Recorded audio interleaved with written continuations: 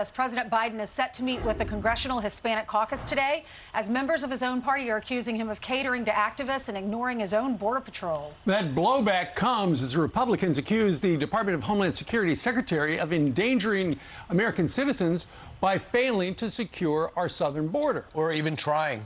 David Spunt joins us now, live from Washington with more. Hey, David.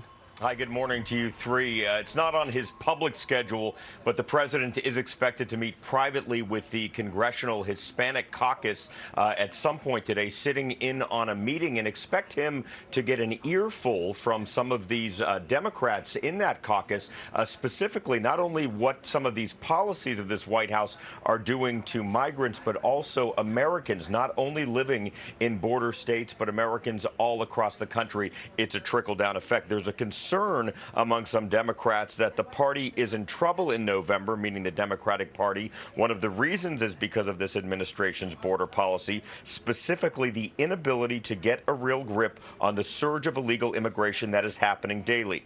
Right now, Title 42, the policy that expels illegal migrants from the United States, citing COVID concerns, will end May 23rd. That's less than a month away. That means there's expected to be this massive surge at the border that we've been covering. Several Democrats have come out publicly to warn of the surge that will come as a result of the end of Title 42.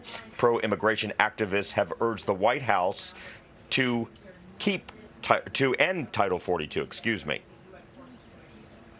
Yes, they're listening to the immigration activists, but my question is, who's listening to the men and women in green and in blue? And more importantly, who's listening to the border communities? And some sad news we've been following over the weekend. 22-year-old Bishop Evans, a Texas National Guard soldier, went missing after reportedly trying to rescue two migrants who appeared to be drowning while crossing the Rio Grande River from Mexico. A delegation of Republican members of Congress will head to Eagle Pass, Texas, not far from where he went missing, later today. Back to you. David, it's pretty amazing when they had that, what they thought was a controversial move by those Border Patrol agents on horses. The president ran to the microphone, the vice president ran to the microphone, we're going to investigate this. But has there been any acknowledgement by the president that this Border Patrol agent is assumed drowned? Not publicly yet. Today he's going to be meeting on the South Lawn with the Tampa Bay Lightning. That's the only public event that he has today. Again, the meeting with the Congressional Hispanic Caucus, not public, but no, we've not heard from him yet, at least on camera. Right, and it's not going to be public because, that's probably going to be a tough conversation they're going to have with the president. But, David, ultimately, the president's party wants to win in November. So it sounds like, if you look at the public opinion polls, he really needs an off-ramp. He needs an excuse. He needs a way to say, you know what, we're going to go ahead and extend it indefinitely or whatever, not just pull the plug on May 23rd. What is the off-ramp at this point?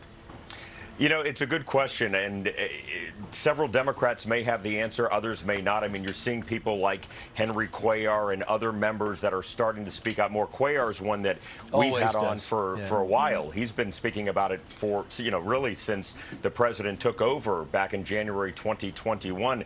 But as far as an off-ramp is concerned, Title 42 is a major turning point, and apparently at this point it's not too late for him to continue Title 42. Absolutely. I mean, May 23rd it expires, but it could continue. Yeah, it's okay for the kids to wear masks up in New York, the toddlers, because of COVID reasons. But we're going to end Title 42 because down at the border, I guess the COVID's not as big of a deal. Well, if you come from France, thanks, David. If you come from France, don't you need your nose swabbed?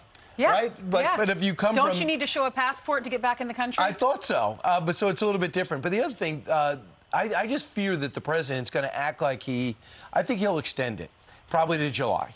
But it's going to act like, well, he's going to say, I addressed the border issue by maybe extending Title 42. And yet, with Title 42 in place, they're still not enforcing it the way they should. They're still not enforcing the remain in Mexico like a judge told them to. So now you have the governor of Texas has to cut separate deals with mayors in Mexico in order to stop the influx of all of Central and South America. So it is, I don't even when if the president gives in here, he's not giving in to conservatives. He's still blown open the border and has shown no interest in controlling it. It has to be intentional. Well, Kamala Harris doesn't go to the border.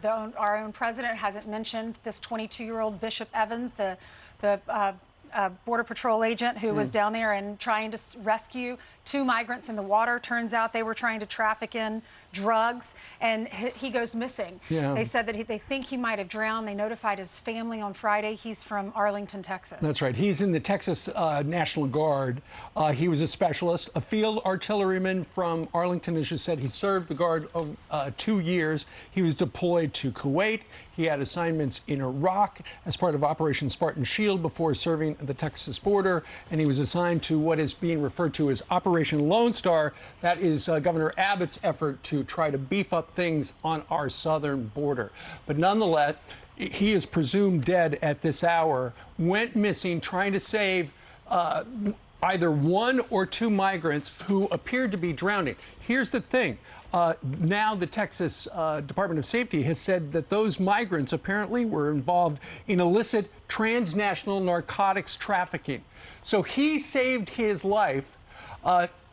He's tried to save the lives of 2 people who were bringing drugs into our country. And that is a terrible story. And when you look at the network news coverage, let's go ahead and put it up. How much between Friday morning and Sunday at 12:30 p.m. did the networks cover it? Nobody covered it except ABC for 20 seconds. Do you think they did the part about how he lost his life, presumably, trying to save somebody who was smuggling drugs in? I bet they couldn't work that into those 20 seconds. Congressman Henry Cuellar facing headwinds for re-election down there. He's on the border, and he said, who's listening to the border communities? That is my question. None. He also said we should drill. So he's getting on the nerves of Democrats. It should be an interesting conversation. Out of the 42 that show up at the White House today for the Hispanic Caucus, I wonder how many are going to push the president to keep it in place and how many are just going to stick with the party line. It sounds like 2 for sure. But that leaves 40. 2 versus 40. Right.